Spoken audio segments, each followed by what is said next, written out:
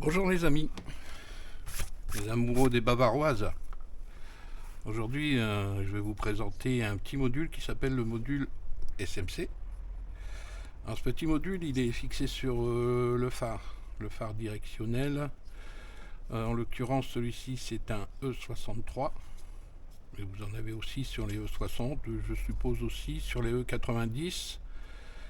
Tous les véhicules qui sont équipés de phare directionnel, donc éclairage actif, montée, descente, droite et gauche. Alors, il y a un petit défaut là-dessus. Ici, c'est bien étanchéisé à l'extérieur.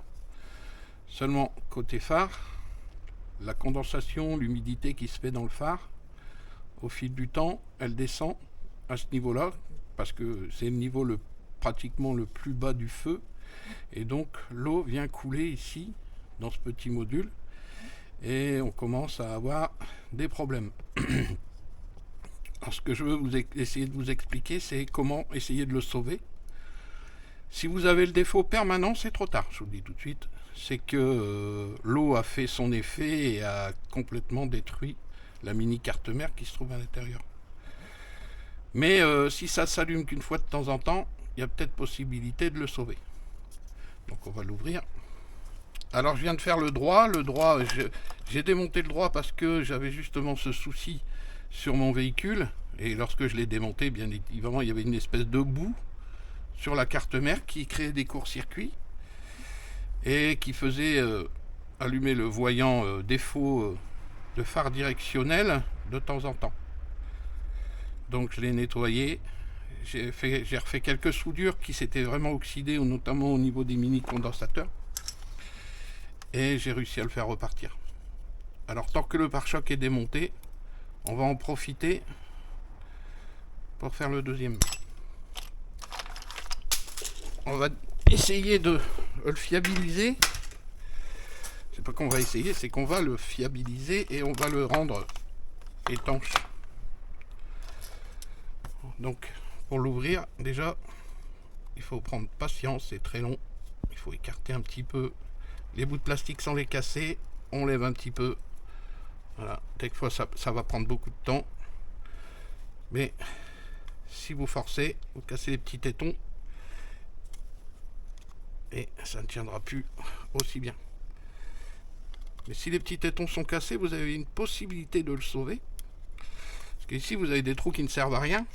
Donc en mettant des petites vis ici, du bon diamètre, des petites vis à plastique, vous pourrez éventuellement le recoller. Le refixer une fois terminé. Parce que forcément, il y a quelques plastiques, quelques tétons qui vont casser. Mais le but c'est d'essayer quand même d'ouvrir sans les détruire. Voilà, c'est exactement ce qu'il ne faut pas faire. C'est pas bien grave.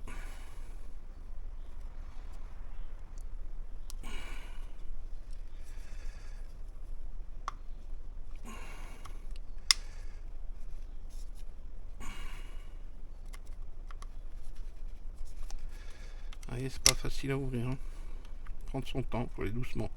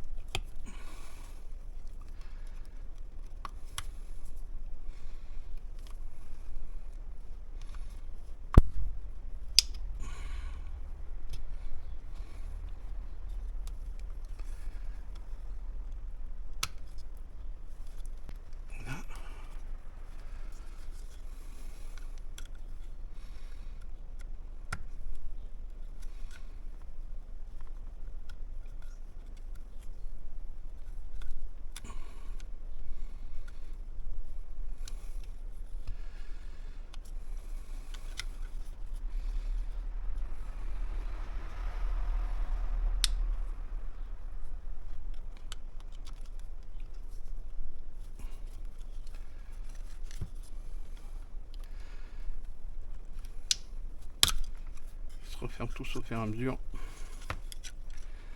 Puis en plus là il fait froid donc le plastique est cassant.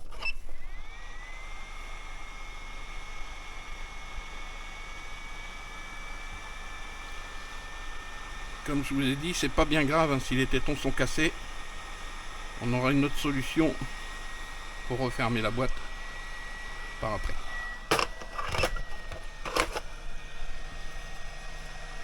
Donc c'est quelque chose que vous pouvez faire vous-même, il n'y a pas de souci. Hein.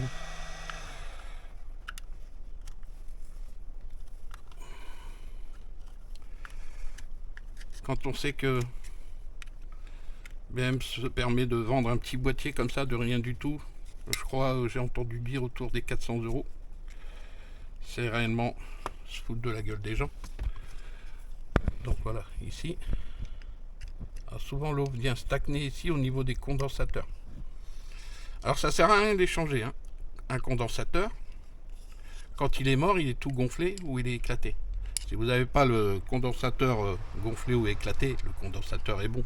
Cherchez pas midi à 14h. Bon, dans le droit, j'avais de l'eau. C'était vraiment dégueulasse. Mais ici, apparemment, il est beaucoup plus propre. Et j'avais pas de défaut côté gauche, mais j'avais le défaut côté droit, vous voyez. Donc ce qui se passe, c'est que l'eau vient stagner ici. Au niveau des condensateurs, ça crée de l'électrolyse. Parce que les condensateurs, ils sont là pour conserver le courant et aussi augmenter la tension. Parce que certains modules peuvent monter très haut en tension. Par exemple, pour les SGM, les modules d'airbag, ça peut monter jusqu'à 400 volts. Donc c'est vraiment beaucoup. Et ici, vous contrôlez vos soudures. Si vos soudures sont bonnes, qu'elles ne sont pas oxydées, il n'a pas pris l'eau. Mais comme j'avais démonté l'autre côté, je vais l'étanchéiser pour être tranquille. Alors il n'y a rien de bien compliqué. Hein. On va prendre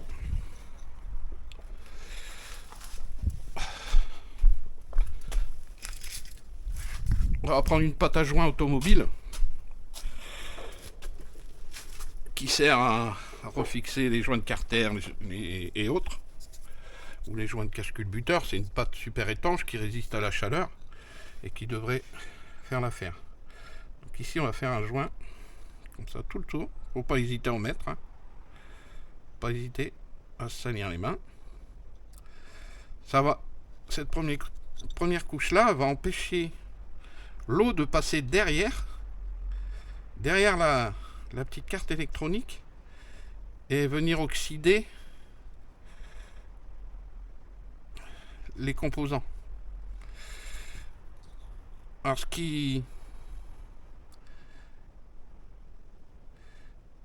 est pas mal sur ce genre de carte, c'est qu'elles sont protégées par une résine. Donc il y a de la résine un peu partout sur la carte et ça protège relativement bien les composants qu'on voit ici. Tout ça c'est recouvert de résine. Donc ça ne crappe pas trop l'eau. Et ce qui se passe, c'est quand l'eau elle coule ici, il se crée ici des courts-circuits. Et ça se forme en bout. Ça vient oxyder la plaque de la carte mère, ça fait sauter la peinture ici. Et ça se trouve en court-circuit. Et s'il y a trop de court-circuit trop longtemps, après la carte mère brûle et c'est fichu quoi. Donc c'est bien d'anticiper ça. Donc ici on va bien repérer le sens. On est comme ça. Ici voilà. Une fois qu'on a fait un beau joint tout le tour, on va venir reposer la carte mère et on va presser jusqu'à ce qu'elle revienne à sa place. Ça va déborder un peu, c'est pas grave, mais si ça déborde, ça veut dire que c'est bien étanche. On va se servir du surplus pour faire le tour, comme ça. Voilà. N'ayez pas peur de vous en mettre plein les doigts, c'est pas bien grave. Avec un peu d'acétone, ça part tout seul. Pour la première étape, on a étanchéisé l'arrière de la carte. Donc même s'il y a un peu d'eau qui vient couler, elle passera plus derrière pour venir oxyder les soudures des condensateurs. La deuxième étape, c'est qu'on va faire la même chose, mais autour de la prise ici, parce que quand vous regardez ici, quand vous posez votre boîtier ici, vous verrez que, vous voyez que le trou est béant tout autour. Comme je dis, hein, c'est étanchéisé, il y a des joints pour l'extérieur, mais ici, l'eau qui vient du phare qui rentre dedans, c'est pas protégé. Donc on va faire la même chose, on va faire un gros cordon ici autour, pour venir étanchéiser cette partie-là. Vous voyez, même ici, je ne sais pas si on voit bien, il y a des petits trous là. Donc l'eau passe à l'intérieur de la prise et vient couler ici sur la carte. Alors je le rappelle, pour les phares qui ont des problèmes d'étanchéité, si le phare n'a pas de problème d'étanchéité, vous n'aurez pas d'eau dans votre module. Donc tant que vous n'avez pas de soucis avec le module, ça ne sert à rien d'y toucher. Vous aurez des symptômes qui vous préviendront. Une fois de temps en temps, vous allez avoir feu directionnel en panne qui va s'allumer, puis va s'éteindre. Puis après plus rien quelques temps, et puis ça va revenir, ça va repartir. Je vous conseille fortement de le démonter à ce moment-là, parce que si vous attendez que le défaut soit permanent, ça sera trop tard. Donc là, on va en passer derrière les condensateurs avec un petit tournevis, pour être sûr que voilà, ça vient bien là où il y a le trou dans la prise. Voilà. Donc ça va bien étanchéiser. Voilà. Donc ici, on vient bien remettre jusqu'en haut. Ça sert à rien de recouvrir toute la carte. Le but, c'est juste empêcher l'eau de rentrer. Et donc, de mettre de la pâte aux endroits stratégiques. Quand on va venir reposer ça, voilà, comme ça, on va terminer de remplir. Vous avez bien entendu les petits clics, malgré qu'il y en ait qui soient cassés, ça c'est quand même bien refermé. Voilà. Et ici, on va venir finir d'étanchéiser autour, en faisant bien attention, bien évidemment, de ne pas en mettre sur les connectiques. Voilà.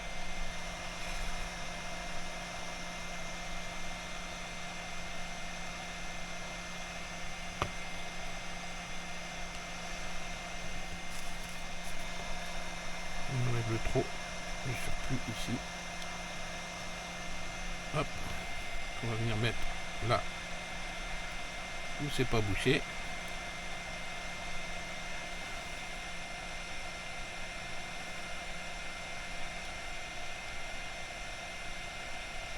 Alors la plupart du temps, c'est le feu droit. Je sais pas pourquoi. Je suppose que c'est à cause du fait que c'est le côté de la route qui penche à droite. Et donc forcément, comme la voiture est penchée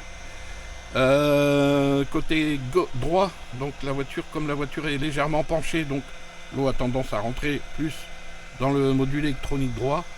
Mais tant que c'est démonté, comme je dis, moi je préfère faire les deux. Au moins je suis tranquille. Donc là je vais vous faire voir également au niveau de la connectique. Je vais prendre de quoi m'éclairer.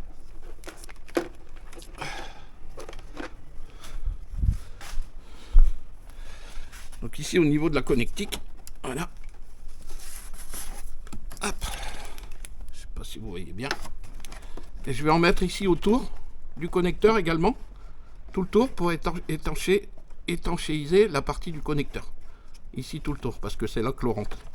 Donc je vais faire un cordon tout le tour de cette prise là. Et puis je vais pouvoir remonter mon module.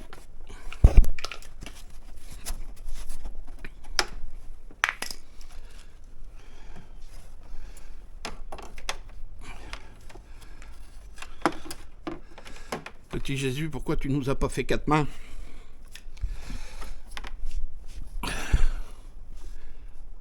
Peut-être que le patron nous donnerait double salaire. Ha ha ha ha ha.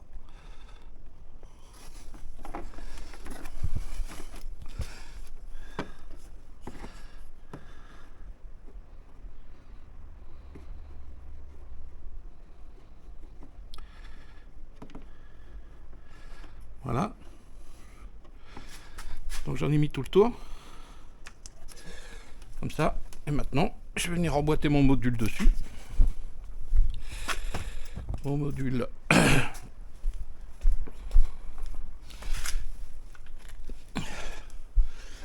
que je vais venir emboîter ici. Hop.